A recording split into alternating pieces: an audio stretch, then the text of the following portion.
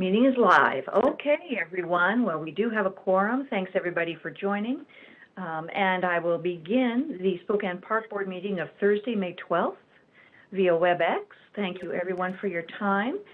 Do we have any additions or deletions to the agenda? Hearing none, I'll move on to public comment. Any members of the public?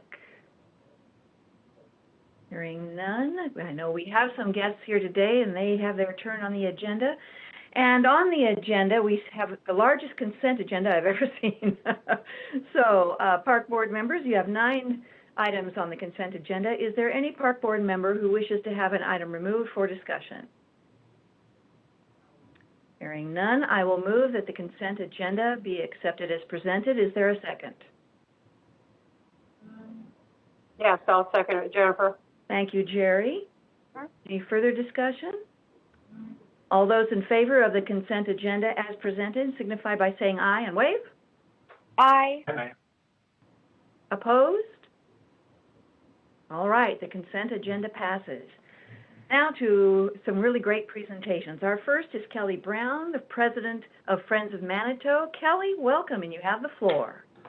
Hello, thank you for letting me present today. It feels like I was just doing this a year ago. It went by really fast. And thank you, Pamela, for helping me with my presentation.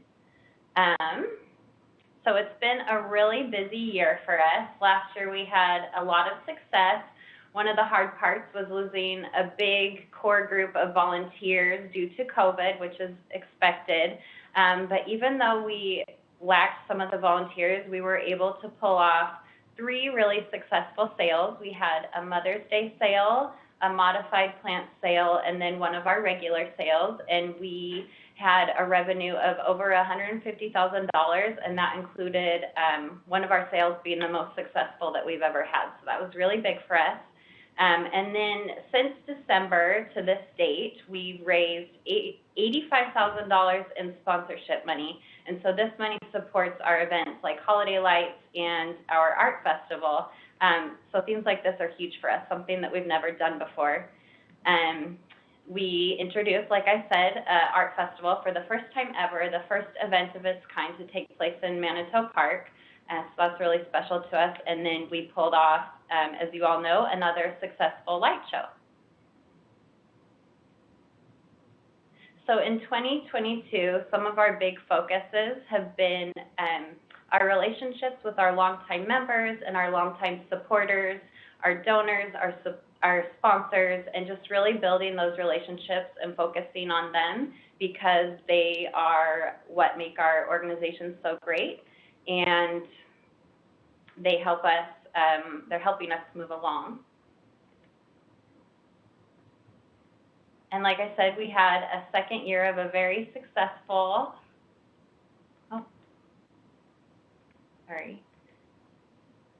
I skipped ahead.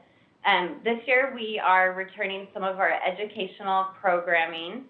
We just recruited a great new board member, and she is an educator and has a lot of experience in the community. So we're relaunching some of our educational programs that existed before COVID, our adult education program, and then a new children's educational programming that will take place this summer. So we're really excited about those things.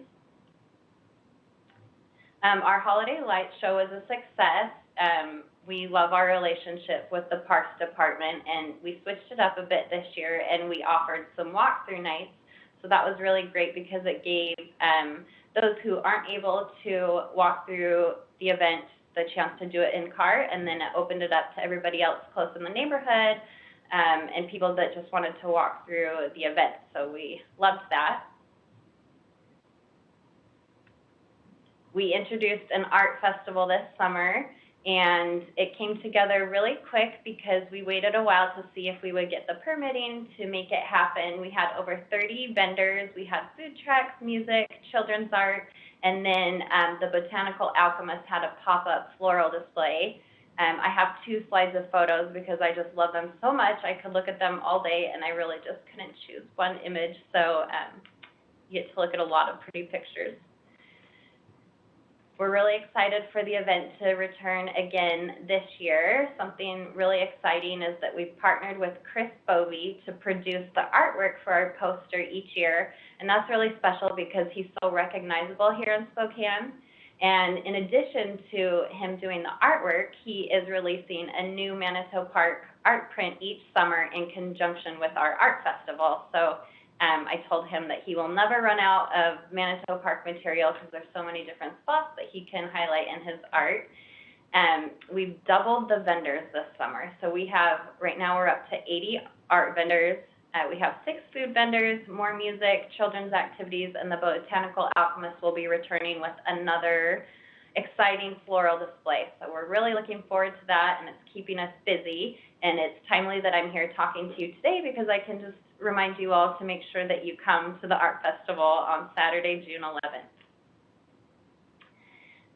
Right now, we are working on branding the Friends of Manitou, and we're really wanting to focus on including our long-term supporters, our volunteers, our board members, and our community stakeholders. So it's been a lot of fun to meet with different groups and get their input and help us as we go along in branding ourselves so that we have a uniform voice, a look that's universal over our social media, our website, et cetera. And we plan to roll this process out this fall. And the most exciting thing of all, and the reason for our branding process, is that we are opening up an endowment with Innovia. And our board just agreed our contract with them on Monday night. And so we are very excited about that. It's been really great working with Al and Garrett to make sure that our vision for Manitou Park is in alignment with the vision for all parks. And it's very timely, seeing with the Parks Master Plan that people want their parks maintained and supported. So this works out perfect with the master plan. And our long-term goal is to be able to contribute to 50% of the operating budget for Manitou Park. So this is a huge win, not only for Manitou Park, but for all the other parks, because as we all know, our city is so special that so much of the budget is allocated towards parks. So we're really excited about this to play a bigger part in supporting not only Manitou Park, but all of the parks. So that is our big, exciting news for the year. Thank you. That's all I have. Thank you, Kelly. You also had something to do with a little bit of unveiling recently of a couple of swans.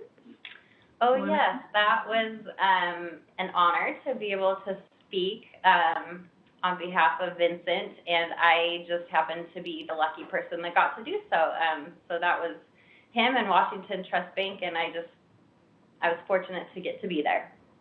Well, you made a beautiful speech, and it's nice to have those swans back commemorating their presence in Manitou Park. And so, how long has Friends of Manitou been in existence? About 30 years. Okay. So for any friends groups who are listening or watching our broadcast today, don't think that you have to do this immediately. Friends of Manitou is certainly the example of a very successful friends group. And in your capacity as president of the Citizen Advisory Committee for Development and Volunteers, and sort of the mentor of other friends groups, it takes a while to get there. Friends of Manitou wasn't built in a day, so you all stand as an example of what can become with dedication and hard work. Thank you very much, Kelly, for all that you do, and please extend our appreciation to Friends of Manitou. Anybody else have any comments or questions? Jennifer? Yeah. I had the privilege of being at the unveiling of the swans, and congrats to Kelly and, of course, everybody who was there, especially our artists. But the way he designed them and his intent and purpose, I think, was so fulfilled if you saw the picture in the paper the next morning. That afternoon, we just had lots of little kids just climbing and hugging and, you know, doing what he intended those statues to invite, if you will. So as a board member, it was a privilege to be there, and I get to walk by there every day. And, of course, we keep an eye on them. And I think if anybody has the time this summer, make sure you take a trip up and take a look, because seeing them is really the best way. They are absolutely gorgeous. So thanks again, Kelly, for all of your efforts. Thank you. Anybody else? I have to say, Manitou Park is such a jewel for our park system. And it's not just for those of us who are more well-seasoned, it's also for the younger cohort. My 20-something-year-old son, like meeting other people, and Manitou Park is the place to meet. So, simply because it's within walking distance of our house. But anyway, lovely park and a great friends group. Thank you. Now we have another great presentation, Spokane Youth and Senior Centers Association's quarterly update, something I always look forward to. And we have Sheila here, and is Kate Green here as well? Or is it just Sheila? Oh, there's two people there. Great. Take it away, ladies. Thanks for having us this afternoon, and have a great slideshow for you. So that's available. Do you want me to share it? Yes, please. Got it.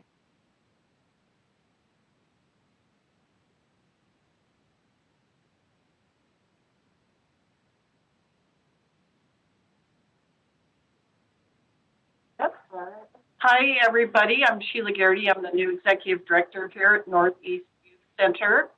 And hello to some of my friends that I see out there, Mark and Barb Ritchie, members of the board. And I welcome any of you to come by and see us sometime. There'll be starting summer camp here in June, so it's going to be very, very exciting. So here are some of the 2021 highlights of the centers. Spokane Youth and Senior Centers Association. High school or just shoes? You go to the next slide. There we go. All right, some of the totals for attendance this year, 88,485 with 9,476 hours of volunteers. Next. Here's our senior programs.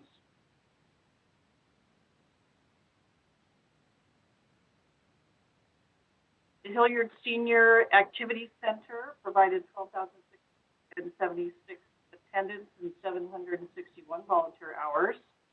Their programs, which some are social cards and games, bingo, art activities, class, bowling, and music jam sessions and dance. Next.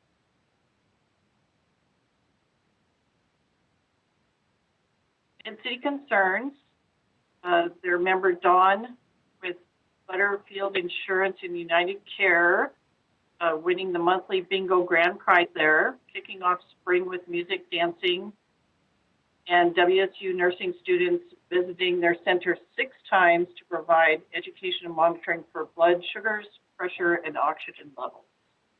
Next. The Cinto Senior Activity Center has been working on getting a few new dance groups up and running. They have afternoon dance on Tuesdays and are working with a tango instructor for senior lessons on Thursdays and tango dances on the last Friday of every month. They're also working on getting the monthly turnout up again. Still have plenty of members coming out for their events, but aren't seeing the same amount since COVID. Next. Corbin Senior Activity Center. Their first quarter was all about the fun at the center. They hosted a chili cook-off, traveled near and far in their van, spread the love of Valentine's Day, celebrated St. Patrick's Day, and brought new and old friends together. The goal is to get back to recreation with friends pre-pandemic. No masks. Southside Community Center, they recognized International Women's Day, March 8th, Women's History Month in March, with posters of women's achievements through history throughout the center, and presentations by the League of Women Voters. They bid bon voyage to their executive director of almost 5 years, Lisa, who will be moving over to the UK to work with travel. Now, in March, they finally finished their, whoops, okay, right, next. So, oh, yeah, next is fine. All right, here we are at the Northeast Youth Center. The first quarter was very fun for the Globetrotter came to visit all with them and teach.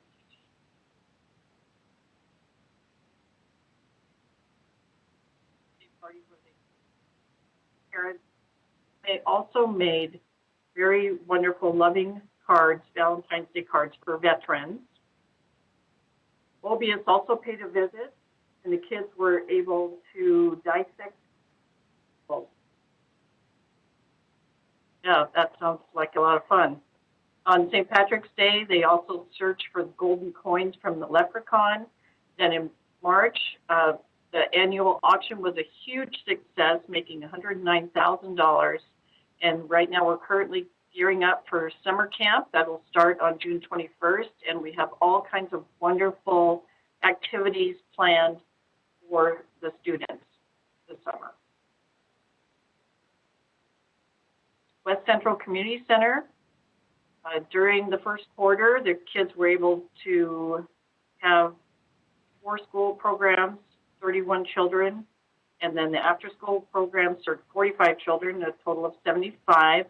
Youth and seniors played badminton 3 times a week, and they participated in karate, martial arts, and positive action prevention activities. Southwest Spokane Community Center,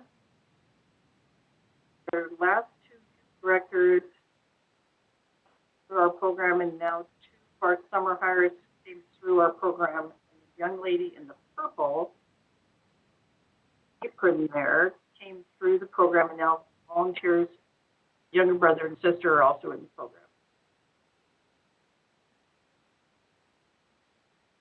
Next, okay, the Martin Luther King Community Center. Seniors are welcome to join the Meals on Wheels program, and their kids got a visit from local animals.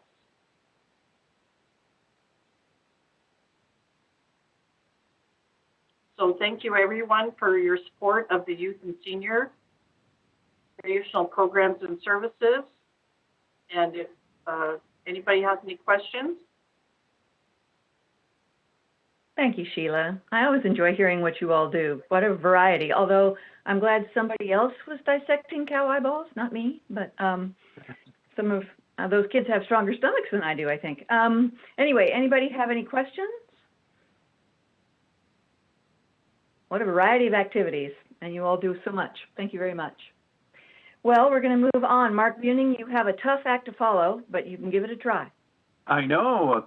Thank you very much. And Sheila, it was very nice to see you again, even if it is virtually. So let me share my screen.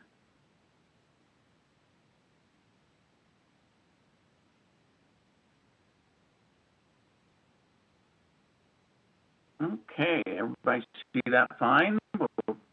Here we're presenting our April financial report, and a couple of preliminary remarks, even if I do start to sound like a broken record, since I sort of mention this before every presentation.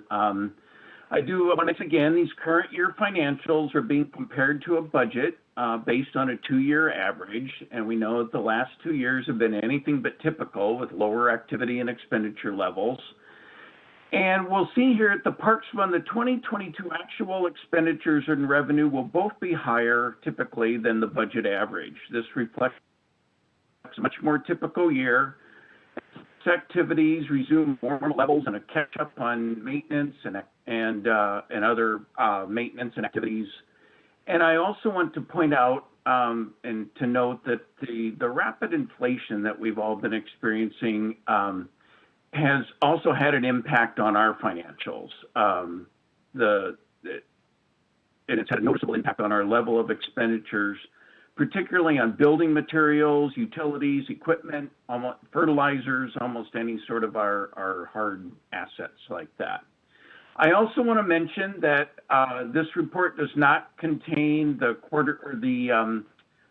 monthly bond fund report.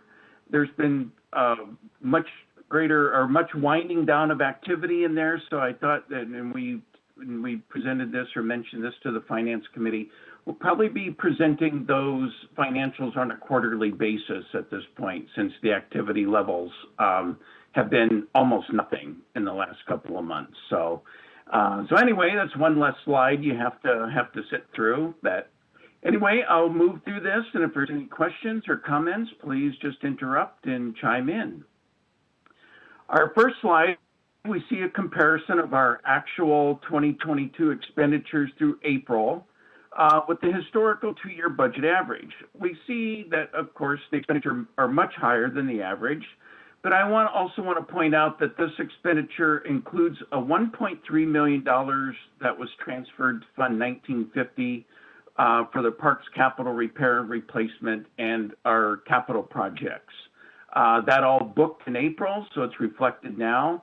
Now, if we factor that $1.3 million out and just look at our operating expenditures, they were above the budget by approximately 10%, or about $460,000, again reflecting that greater level of program activity. Our next slide, we look at our revenues. Shows our year-to-date revenues compared to our budget average. Actual revenues exceed the budget average by about $530,000. And then just comparing to the prior year, just to 2021, our revenues exceed the 2021 revenues by about $585,000. Again, reflect more as more things open up, more revenue generating activity occurring in our parks. Now our third slide here with Parks Fund, and we see a comparison of year-to-date revenues with our year-to-date expenditures. We see that total revenues exceed total expenditures by about $700,000. Now, if that $1.3 million transfer is factored out of the equation, the amount of revenues over expenditures is about $2 million at this point in time. And that's right about where we were last year. It's about $97,000 less than where we were at the same point in 2021. Any questions about the Parks Fund, Fund 1400? Just glad to If not, we'll move on. I'm sorry? I was just going to say, I'm just glad to see the blues ahead of the red on that one. Yes, exactly. That's what we like to see. Now here, looking at our golf fund, we see that the year-to-date expenditures are slightly above the historical average, but very close and really only about 2% higher. Our actual year-to-date expenditures are about $50,000 more than last year at the same point in time. Now, this next slide, I apologize. What you received in your packet, there was an error in this particular slide. This is the corrected slide. The revenue budget in your packet was a little bit lower than what it should have been. So this is the corrected one. This is our actual revenues, and this, of course, includes the facility improvement fee. It's above the historical budget by about $115,000. Our total revenues, however, are less than last year by about $90,000. The cold, wet spring has definitely had an impact on our activities at the golf courses. And also on my spring planting, it's had a terrible impact on that. So, and looking at our third slide here, we see the comparison of total actual revenues to actual expenditures. We see that our revenues exceed expenditures by about $385,000. And this, again, does include the facility improvement fee. And overall, the total year-to-date net revenues is about $140,000 less than at the same time last year, again reflecting that the reduced number of rounds and activities at our golf courses compared to 2021. So that concludes the financial report. Are there any questions or concerns? Thank you, Mark. It's good that you all are keeping an eye on things. Thank you to the staff for that. Any questions from Park Board members? All right, hearing none, All right. we would. Thank you. Thank you, Mark.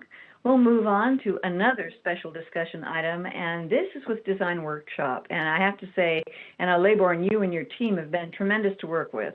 Thank you so much for all of your efforts and your leadership on this. Take it away. And after that note, I got to turn on my video, right? What an introduction. Thank you. It's been a pleasure. I had about a month with this plan, so we're going to do a little bit of review and take about 10 minutes for that because once a long time to be sitting on a document that deep, and I want to make sure that we get an overview for that. And then we're going to do something kind of unusual in your meeting. If we're going to do a polling to get your reactions to this plan. This is a study session before adoption, so really it's our chance to interact with you and understand, are we on the right track? What do you think about using this plan? And get some of your thoughts into this before we move into those later adoption steps, going from draft to final. Nick, did you want to say a few introductory words? Just really briefly, I think I want to thank Anna and her crew at Design Workshop. I mean, this tool has already been incredibly useful for us in our Parks Planning Group. In addition to that, I would say, in regards to public feedback, this has been shared, of course, with you, the Park Board members, with our Project Advisory Committee for over a month, about 6 weeks with that group, about a month with this group. It has also been shared with a number of our stakeholders that were involved throughout the process of the plan. It is scheduled finally to hit the public streets for anybody who's interested in providing comments just this next week. So there were a few final tweaks we wanted to flesh out before that. So you will see input and information from that group here, or the general public, over the next, before we ask you to adopt anything. So we haven't heard any major objections to this plan. This is really an informational touch. I think we're really excited that we're responding to feedback we got so heavily in the beginning of the project that formed our direction. So I'll get out of the way and let Anna do her thing. Anna, if you need me, let me know. Okay, I'm going to share my screen here. Okay, this might look weird for a second. I'm going to pull up all the stuff. I'm going to just cover some of the pages of the plan. I'm not going to go through everything, but these are pages from the plan so you can see some of the content, get reminded about what was in it. This is the draft that we shared with you all in March for the Parks and Natural Lands Master Plan. So within that plan, is my screen showing up okay? Great, okay, wonderful. There are things like a summary of all the input we've had to date. There's been over 5,000 members of the public that we have engaged to date that have provided input for this plan, and 26 different opportunities to participate. Nick mentioned they're going to get a chance also with this draft plan to take a look and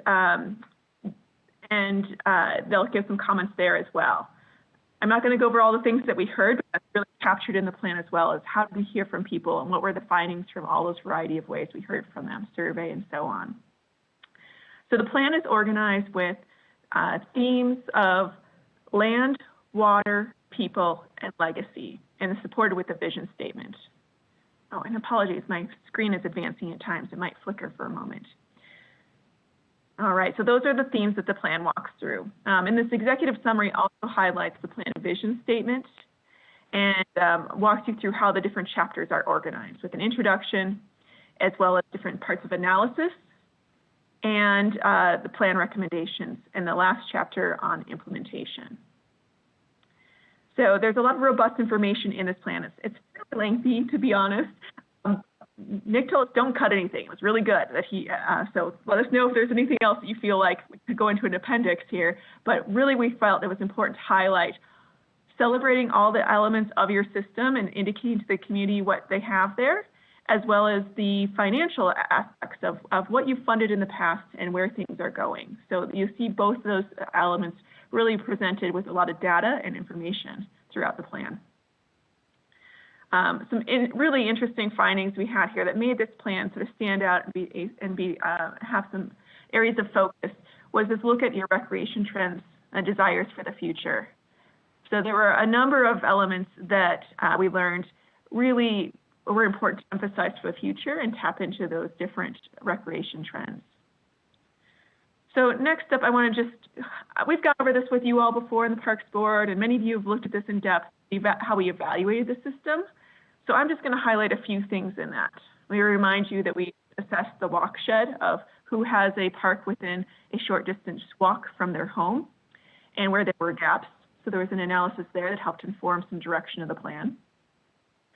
There was also an assessment about the level of investment that has occurred over time that helps us understand each and every park and facility and which may need some improvements in the future and should be invested in. And you can sort of see that geographically mapped out.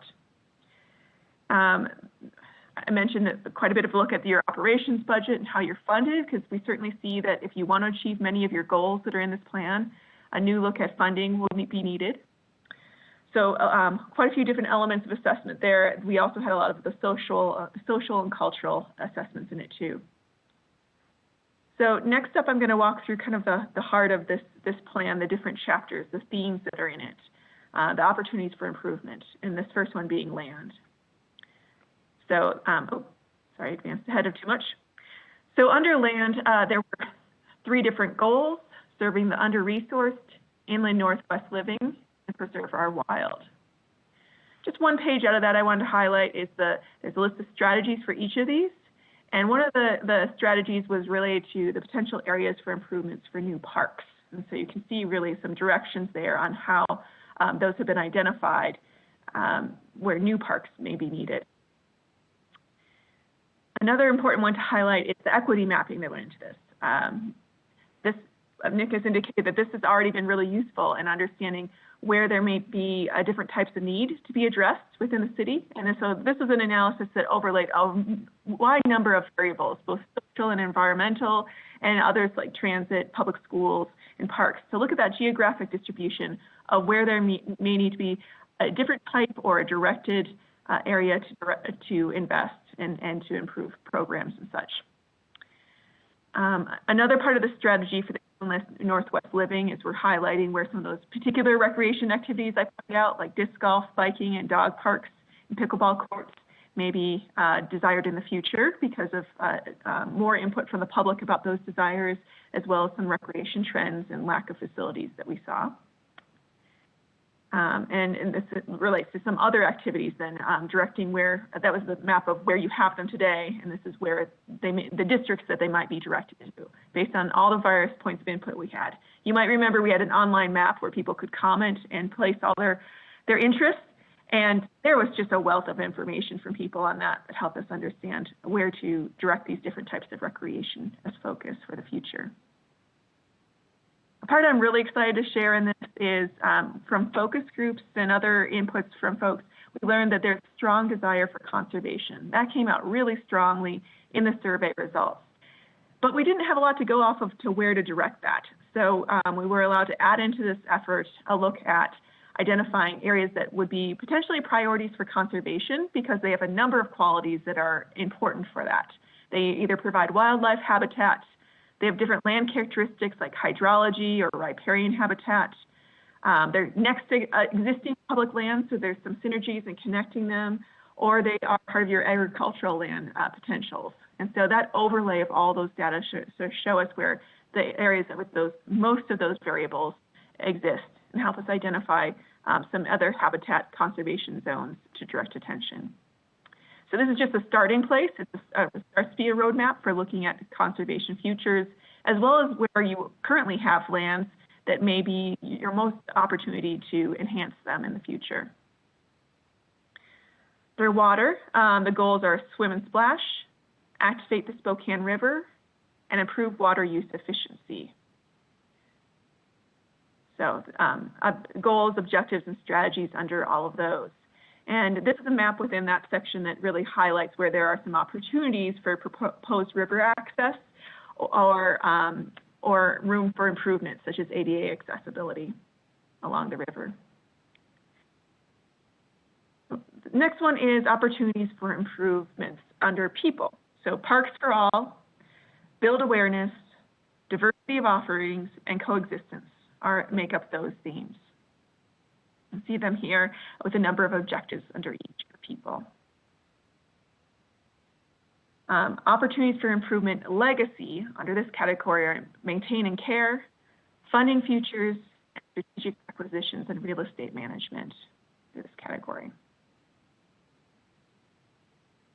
Okay, see what some of those objectives were there. This one is really important for thinking about that future, and I mentioned this is partly why all that part about the funding sources and investments in it. So this was a map in that section that looked at parks that have had little investment in the past and have a poor conditional assessment. So overview of the condition and quality of parks and outdoor spaces was assessed and combined with this. And this gives a look for each district of where those priorities might exist when you think about those factors to address. Okay, plan implementation. This is the one that I think your board is going to be using the most. This is the one that really gives you that framework, that direction forward for action. So it helps you prioritize and think about the future. This prioritization matrix is kind of something that we had to invent for this effort when we thought about all those different factors to consider, and we were talking about how do you evaluate priorities. We wanted to come up with a way to do that. And so it's a combination of these 4 factors: equity investment zones, needs and level of service, different opportunities that may arise, and the park conditions. And where those intersect and is probably where your priorities need to be, and how you focus your attention when all those things kind of align. So there's a matrix that is provided that links with that, with all the various aspects that are in the plan, and helps describe what are those things. So one of those parts is the capital projects, and identifying which of those are a priority for the future. Includes some graphics, the geographic layout of this for the vision plan, of where there are proposed investments, where things have been prioritized, tier 1 and 2. So that's the quick overview. I'd like to transition to the questions we prepared for you all tonight, but wanted to check in is there anything else regarding the plan that you were hoping we'd cover as an overview to what is included?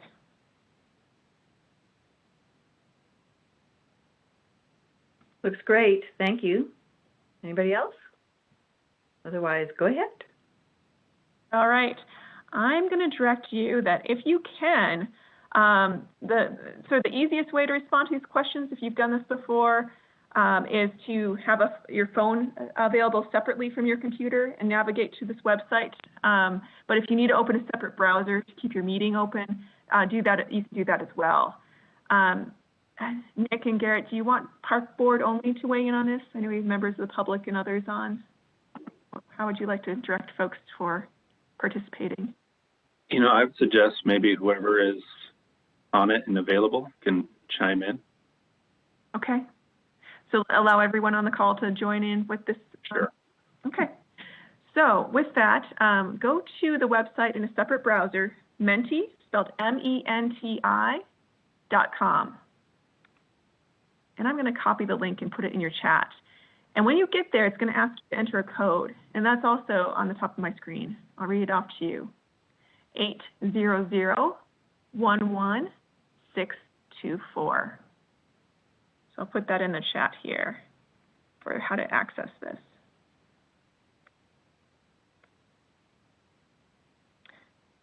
So the question on the screen you can begin with if you're on is, what word or short phrase describes your initial impression of the plan?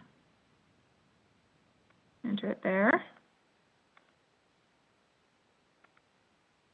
I'm sorry, I'm having a hard time in WebEx figuring out where my little chat thing went to. Aha, found it. Oh, I dropped it in the chat there for you too, so I think we're covered. Thank you. Thanks for being my partner on that. I appreciate it. Okay.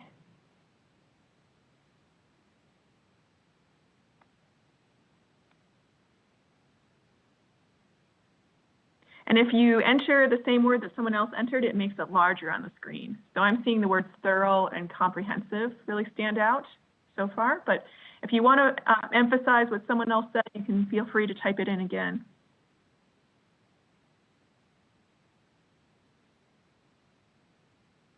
Okay, seeing some words here: exciting growth, helpful, thoughtful, fair. Wonderful.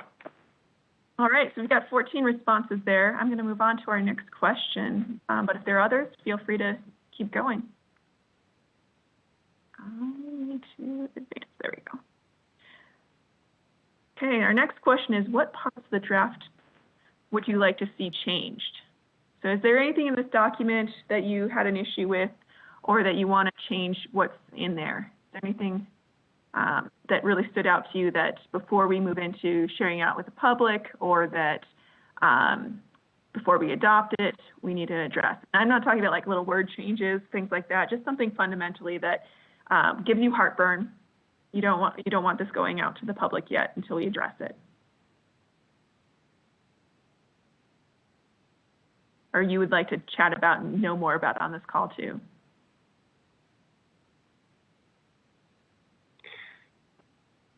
Oh, are you not seeing my screen right now? I don't think I've seen your screen advanced, Anna. It's paused. How do I unpause? I'm going to stop sharing. I'm going to redo it.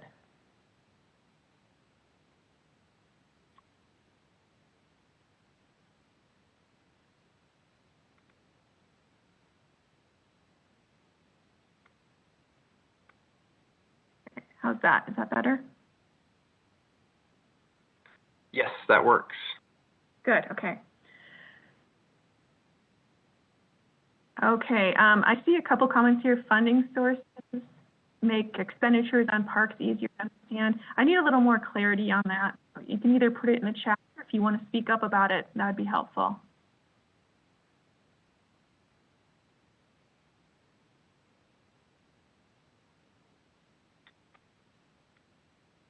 And if you want to just put it in the chat, that's fine, but I think we need a little bit more expansion on what you mean by funding sources and the part about expenditures in parks.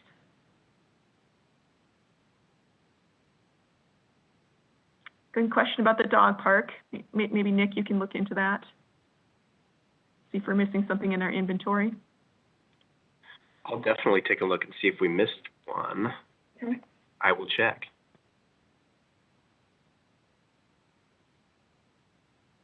Anyone else want to speak about the items they've listed here? Or you can put more detail into the WebEx chat, but it looks like needing a little bit more emphasis develop parks and areas are underparked. I'm not quite sure I understand that one.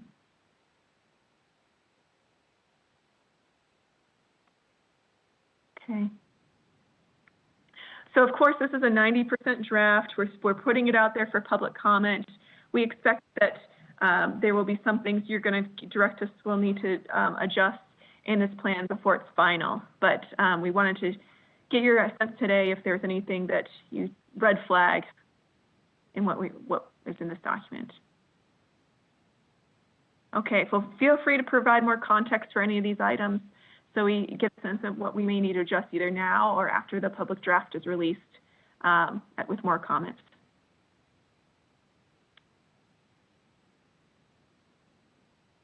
Okay, I will go to our next question then.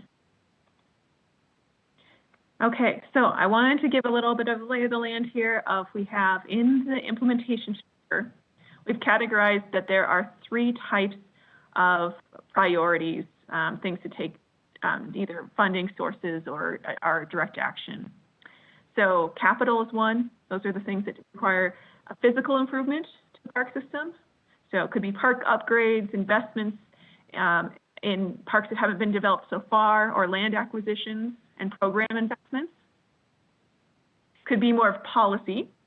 So those are those things that we need to change a process or lay the groundwork for future investments.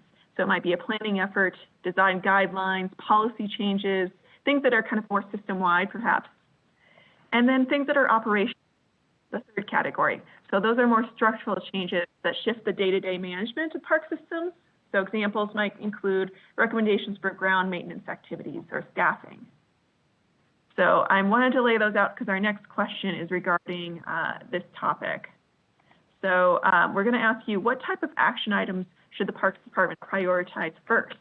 Should it be capital improvements, policy changes, operational shifts, or address all equally?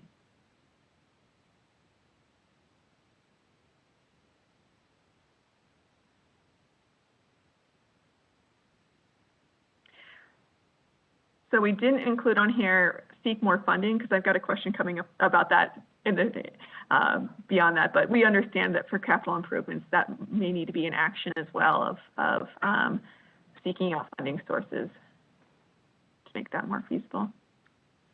Okay, so I've got 12 responses here, and it looks like capital investments is standing out strongest, but some interest in operational shifts and addressing all equally. Okay. So next question here is, what additional funding sources is most important to pursue to fulfill the master plan? So this is just your perspective, your opinion of what you think are the most important. So this is going to be rank order. You're going to put them in order 1 through 10 of the most important to pursue, or 1 through 9 if you don't have another.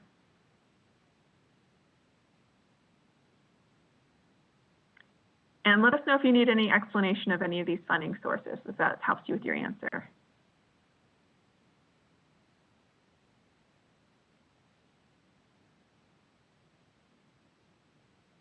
Feels a little bit like a drum roll moment to see where people land. I've seen things shift around on the list quite a bit.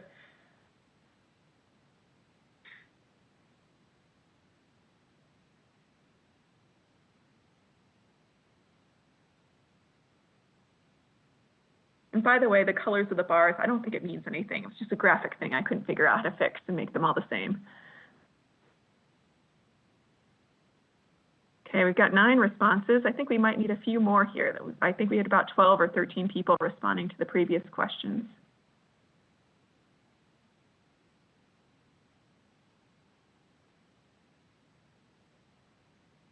Okay, maybe you don't have an opinion, so I'm going to kind of advance this one here. Okay, a few more coming in, but I'm seeing bond come out the strongest.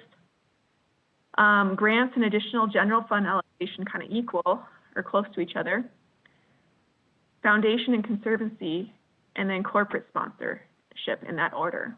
A little lower on the list are the tax increment financing, business improvement district, adopt a program, then dedicated user fees. And if you have an other, we'd love to see what that is in the chat. You can please enter that if you have some other idea about funding sources that need to be tapped into. Okay, a little shift there in the responses, but we're good. So we also shared this question with the project advisory committee. So that has, you know, citizens, city staff. Some of you are a part of that. It's a kind of a round group that's been advising this project and how it should move forward. And we asked them a similar question, or the same question previously. I want to share those results so we can sort of see, do you all have similar ideas or is it a little different? So here's what their response was. Bonds and grants at the top. So some of these others shift a little bit more in their thinking, but that group is weighed in a kind of similar fashion. That's useful for us to see. All right, getting to the end of my questions here, but we'd love to know, which part of the plan do you think is the most important? What really stood out to you? This helps us think about how we celebrate it. We're going to be putting together a video to share with the community, put it on your website, and show off the plan. And it's really hard to figure out what to highlight in that lengthy plan. So help us figure out, what do you think we should highlight in it?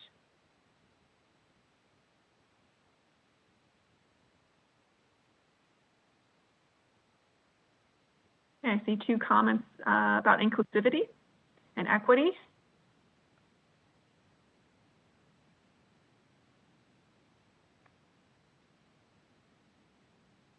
You know people mean it when they put an exclamation point at the end, so take care of what we have first, has some emphasis there. Okay, I'm going to scroll down and see more on equity. implementation, safety and maintenance and accessibility. Okay, stewardship. Yeah, the words access comes up quite a bit in your comments here. I think you can enter more than one response. So if you want to put in some other things that really stood out to you, I think you can do that.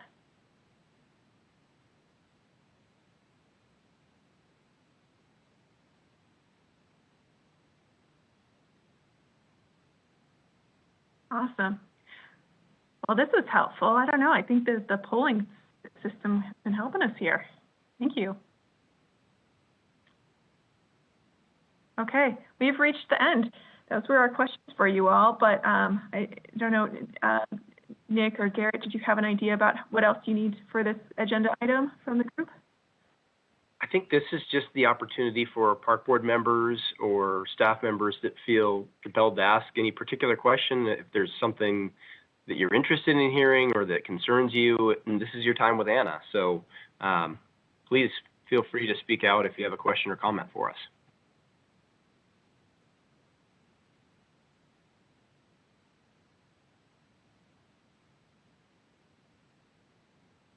It's such a meaty document. It takes a while to digest it all sometimes, but you guys have done a great job. Thanks, Jennifer. We promised to summarize it for a quick video. It won't be an hour-long video. We'll hit on the highlights, and that might help people orientate to it, get into their attention span.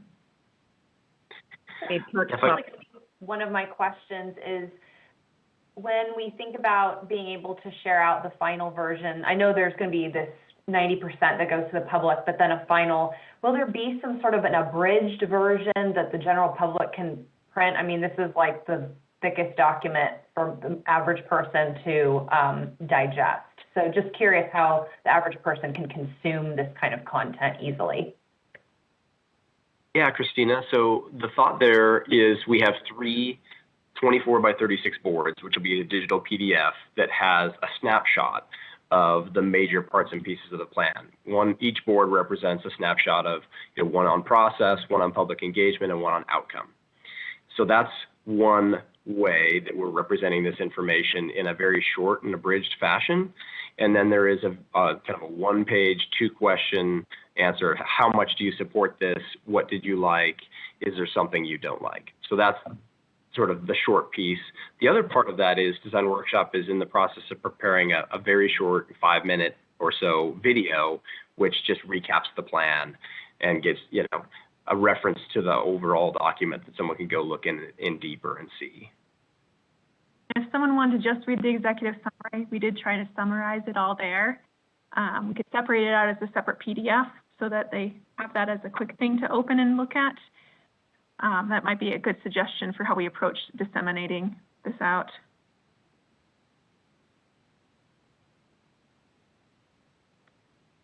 Well, I would just say, Anna, I'm super excited. I'm a little biased, but I think it's the best Parks and Natural Lands master plan I've ever seen. Yeah, I mean, I think it's award-winning because I think, again, this is going to be, again, I think it's how we approach the plan from the very beginning of having the citizens drive the plan rather than staff or stakeholders drive the plan. So I'm just excited because, again, like Nick mentioned and you mentioned, we've already been able to use bits and pieces of this for a lot of things that we've been able to get ARP funds for and some other funding mechanisms. So we're excited, and this is a roadmap for us for the next 10 years that is definitely not going to sit on a shelf. We're going to be acting on it right away. So I just appreciate your leadership, Anna, and Nick's leadership on overseeing this effort as well. So it's been a great process and happy about be a part of it. So thank you. Thanks, Garrett. One thing I want to say to that is, despite COVID, I mean, you took on a master plan during COVID when it's really challenging to do public engagement. And honestly, this plan reflects the community values, interests. There was so much engagement. There was a lot of going to people, meeting them where they're at. You engaged youth, you engaged unhoused populations. I mean, that's one thing that really stands out in this is that I know that this is a plan that is your community plan. And that is what I think is the part that's both award-winning, but also fund-winning. The grants and aspects of it that I know that will be possible are partly because it really shows that you're going to be meeting community needs. All right, great. Well, thank you, everyone. Anything else on the master plan before we move along? And kudos, Anna, to your whole team. Thank you. Oh, what else? Yes, thank you very much. Great work. Yeah. Well, and feel free if you have additional comments, clarifications, questions. I didn't really get into all the things that you said need to be changed in the plan. So, Nick, did you have a plan for collecting their comments and input? You've already received some of it, right? Yes, we have a running list with comments that we've received from anybody who's gotten them to us, and so that all comes to me. So if you call me, email me, send anything in, if it's got master plan with it, we'll collate it and make sure it gets design workshop for incorporation in the plan. Awesome. Thank you. Great work. All right. If there's nothing else on the master plan, folks, we'll move on to our committee reports, and Greta joined us just in time. But first, we're going to hear from Kevin Brownlee about urban forestry. Sure. Urban Forestry Tree Committee met on May 3rd for a short meeting. Philip Small, who was the founder of Friends of Polyjudd Park, gave a presentation on his community garden and edible forest projects in that park. The food forest concept is exactly what it sounds like. It's fruit and nut-bearing trees with allied plants that have either edible or medicinal functions. So he's been working on that for years. I've known Phil for quite a while. So they have established some raised beds and made some initial plantings of food forest trees, and the work continues to expand there. Then Katie gave us a wrap-up of Earth Day activities, which included partnerships with Lands Council, Lions Club, and the Spokane School District. And our next meeting will be on May 31st at Finch Arboretum. Yep, great job. And Phil was just amazing. That food forest is really a lesson in permaculture. And if any of you are interested in that kind of thing, contact him and see if he can get a walkthrough one day. It's really quite amazing. All right. So Phil is a soil scientist. I didn't mention that. By day, he's a soil scientist. By night, he's a park supporter. Oh, there you go. See all these people with these invisible capes. All right, very good. Golf committee, Jerry Sperling. Oh, thanks, Jennifer. I'm just going to highlight a couple of things because we did have a lengthy meeting, getting ourselves caught up on a variety of things, including our capital outlay plan. But want to direct the board to our minutes. Nick Hammond has provided us with current updates of Downriver. So you have a pictorial that you can just kind of walk through on your leisure. And in June, what we'll do, we will be finishing our 3 irrigation projects for our golf courses, and we'll bring you a full display on that. I do want to give a shout out to the IT department. As you know or remember, we have been working on getting to the finish line for our online tea times and credit card processing. It has been a laborious job, if you will, and with Jason and Mark Hoyer kind of heading things up on the golf side, it has been almost 2 years for us to get this done, and we are thrilled. So anyway, that's one of the main highlights. With that, we are going to be meeting in June on the 7th at 8 o'clock in the morning, and I have no idea where we're going to be meeting, but we're all looking forward to maybe a change. So I hope to see you at golf at 8 o'clock in the morning on that Tuesday. Great, Jerry. Thank you. Yeah, we're sort of in the transition period between potential hybrid and potential in-person. So Yes. everybody stay tuned on that. Greta Gilman with Land. Yes, at Land we have several action items, all of which I believe ended up on the consent agenda, and I was late for the meeting, but I'm assuming they got passed. We had one special discussion item about podium art.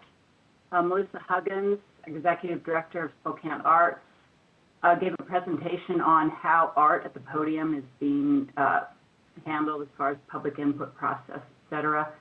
And one piece of art has already been installed. It's on the along Dean Avenue, and I went and checked it out. It's a nice piece. It seems to fit in real well with the podium. And the second piece of art is going to be installed in 2022 at a location yet to be determined. The Joint Arts Committee will be involved in picking the art and the location, and if anyone's interested in the details, the minutes from the Land Committee includes the presentation that Melissa gave to us that has quite a bit of detail on the process. We had an action item that got moved to a discussion item. There were some members of Candy Rogers' family that came to the meeting, and they are very interested in memorializing her, as well as the community that helped in the search for her. There are a couple letters from the family included in our agenda packet. We had another discussion item about the naming of the Spokane Humane Society dog park, or the dog park in Riverfront Park, that's being partially funded by a significant donation from the Spokane Humane Society. So we had a discussion item on that, and we also discussed vacation of some right-of-way in the Grandview area for a greenstone development that's going in that area that's adjacent to a park, and they're considering vacating some city roadway right-of-way, I think it is, through the park, so that we could have we wouldn't have to worry about a road going through our park someday. And we also had a discussion about an interlocal agreement with the county for, I think, maintaining the John Shields Park, which is, excuse me if I get this wrong, but it's a city-owned park in Spokane County, I believe, and right now the county's taking care of it. And I think we're memorializing that for the near future anyway. If I got anything wrong on that, somebody can jump in and correct me. Last but not least, we had a very quick, because the meeting was going long and we were bumping up into the rec committee meeting, a very quick overview from John Mold about the potential urban zip line that would start up downtown at the plaza by City Hall and is to potentially to end in Red Band Park. So our concerns were how the Red Band Park neighborhood the neighborhood in the vicinity of Red Band Park is going to be involved in the process and that type of thing. Our next meeting is scheduled for 3:30 p.m. it's in June. 3:30 p.m. in June 1st, and I don't know where it's going to be yet. Does anybody? Well, stay tuned. Again, everything's in flux. So, Greta, you always have interesting things going on in land. Any park board members have questions? That was a lot. That was a lot. It was a long meeting. That's why rec got away, or it would have been longer. Speaking of rec, let's let Sally take it away with rec. Hi, okay. Good afternoon, everyone. Rec committee met on Wednesday, May 4th, and we did not have any action items.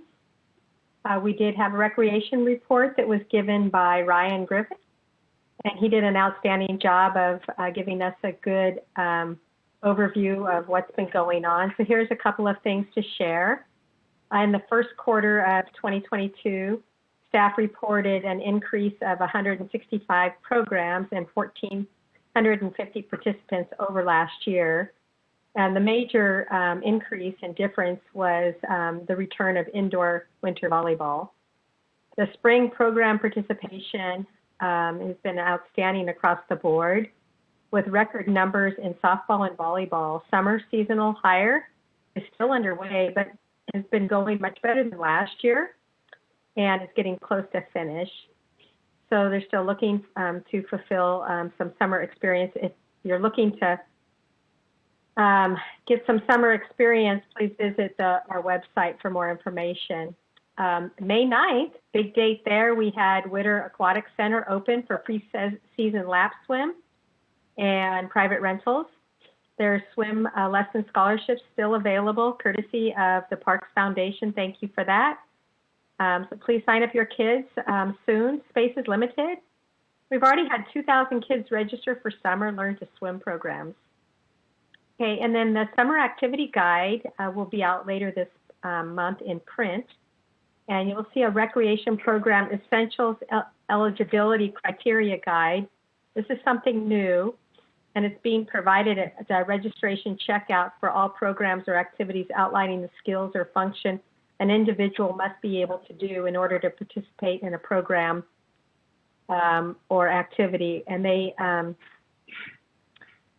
this is being asked to help to improve our risk management, provide greater communication of expectations between participants and provider, and improve conversation about reasonable accommodations. Summer camp registration began March 28th, and the electronic summer activity guide came out in late April. And already many of our summer camps are full to capacity or are getting there very quickly. The SEEK scholarships that we've been talking about are continuing to be utilized. We still have some funding available. We've already signed up 70 scholarships have been awarded, covering 145 programs, but we still have more money to spend.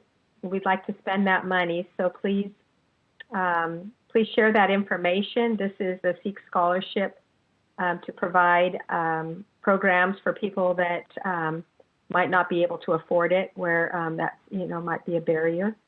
And that in a nutshell was our recreation report for the month. Our next recreation meeting will be June 1st via WebEx. Thank you, Sally. And I would encourage everyone to take a look at that summer activity guide. Our recreation staff is top-notch, and they have arranged for a great number of really interesting things to do in the summer. And as always, our parks remain the places to be, no matter what's going on, a great place to gather and be in community and find your friends, make new ones. So I encourage everybody to take a look at those activity guides. All right. Speaking of Christine, a great do you have a question? Oh. I do. I was just curious. I know that our year-over-year numbers for recreation have been really strong. I'm just curious, are they reaching pre-pandemic levels yet, or do we still have some opportunity there for ongoing growth? So that's a great question. I don't have off the top of my head what those numbers are, but we did put together a year-over-year and did pre-pandemic numbers, and I believe we have gotten to that point with, well, Garrett, you're looking like you can answer that question, so I'll stop. No, that's great. And I think so in some areas we've actually reached those levels or actually exceeded pre-pandemic. So we've seen participation above our 2019 numbers, which again, I think it shows you what the great team that we have is doing, but also I think just from a community standpoint, the pandemic, I believe, got a lot more people and citizens out in our parks and recreations. So that interest now for those types of programs is accelerated. So we're seeing that increase across the board. Great question. Thank you. And if you need more information on that, we do have Jennifer put together a really nice one-shot slide of our numbers that was very helpful a couple of months ago. Yep. Thank you, everyone. Any other questions? That was a good question. All right. Well, speaking of a place to be, Riverfront Park, Nick Sumner. We did not meet. And so our next meeting is June 6th. Yep. It is a great place to be. John Moog, did you want to say anything about highlights from the monthly recap? Thank you, Jennifer. I don't have any recap highlights to provide this month. We did last month. I guess I do, actually.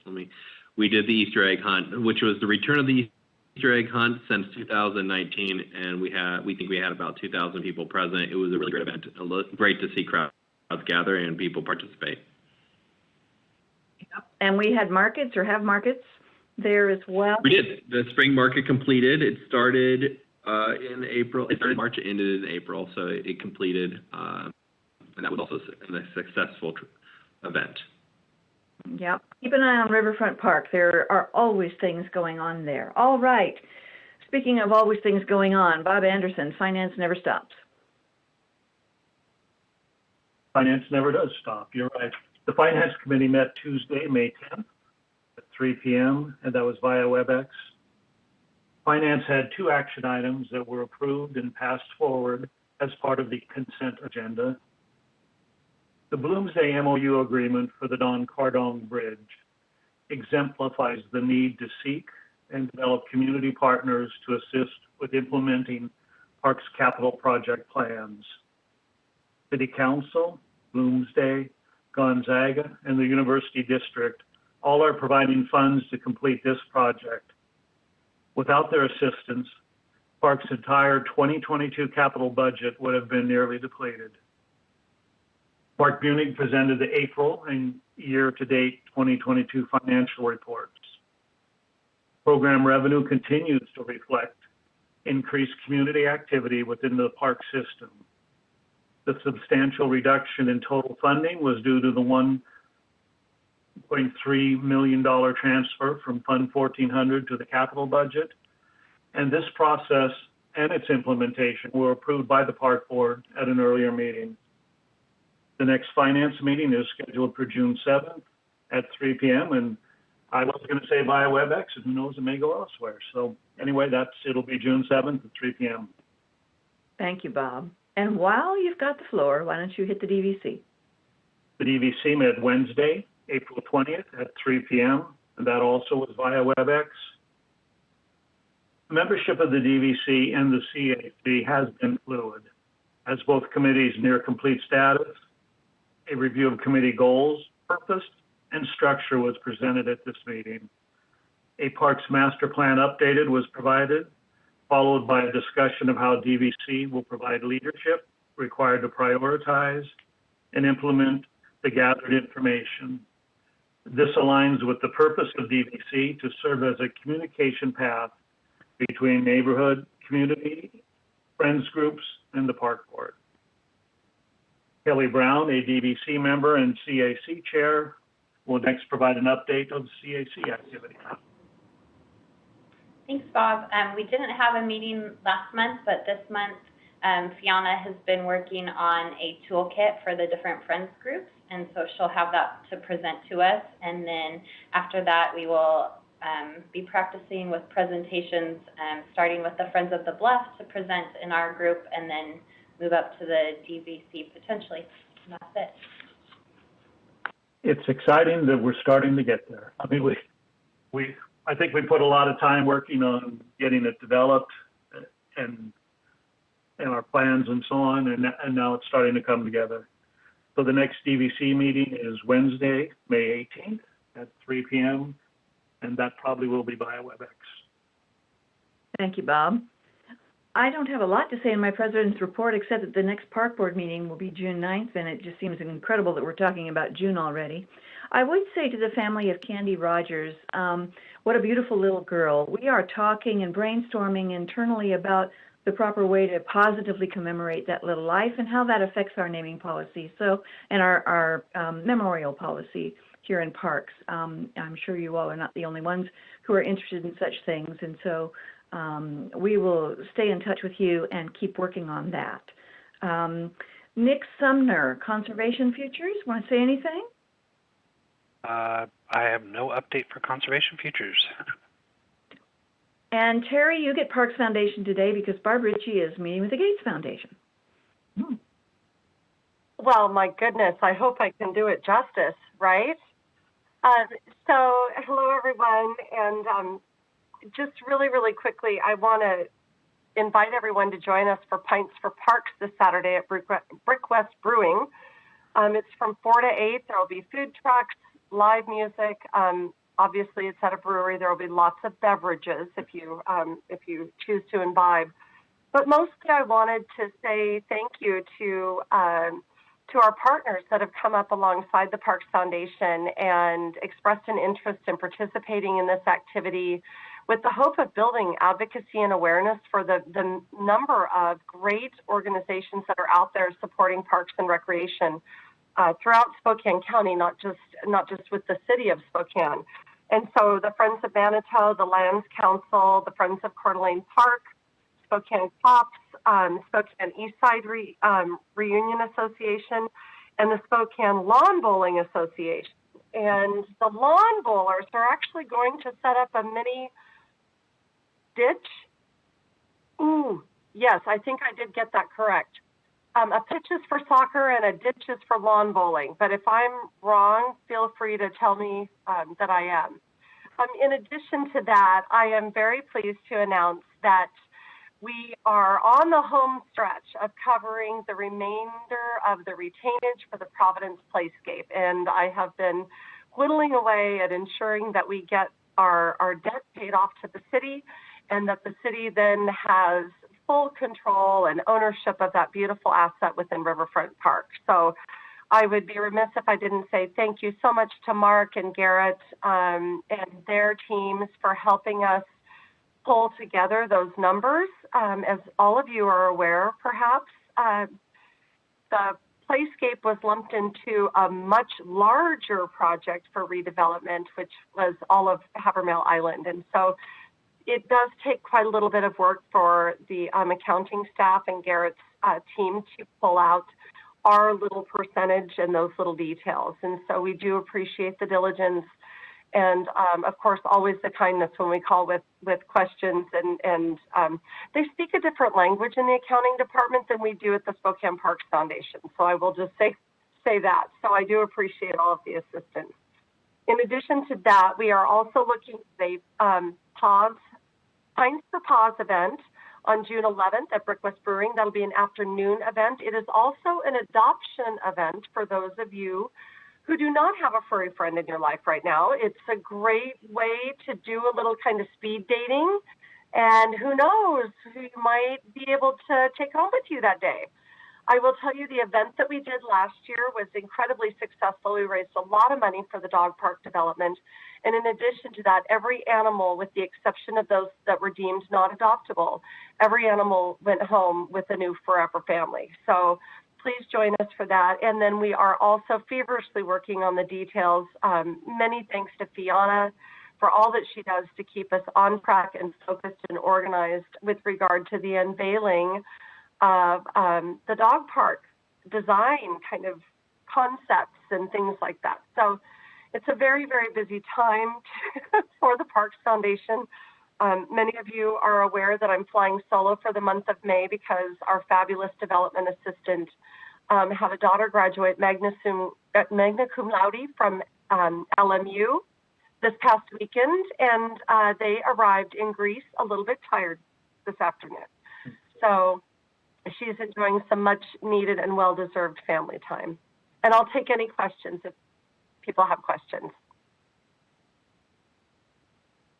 Well, thank you for all that you and the foundation do, Terry. Great job.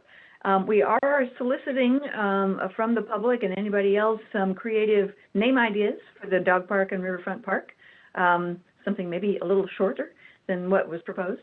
So if folks want to put on their thinking caps, their creativity caps, and shoot us an email about a cute name for that dog park, let us know. All right, City Council member, whoops, anybody else? Okay, we do not have City Council member Jonathan Bingle here, so we'll move on to Mr. Jones. All right, thank you, Park Board members. Happy May. Just again, I think at the beginning, I want to thank our partners at Siska and the Friends of Manitou for all their partnership over the years and continued partnership. And I want to thank Jennifer Papich for the Siska side, really as a liaison with that team in our community and youth centers, and then Al with the Friends of Manitou of helping through the amendments and agreements and relationships, and in really setting forth that endowment with the Friends of Manitou, really looking, as we said, at that long-term goal. 50% of the operations at Manitou is funded from that endowment. So great things there. Also wanted to mention Parks and Rec was on the cover of the Park and Rec Business magazine, which is a pretty good deal, and it's where it's parking lot to playground. So it's really looking at our north bank.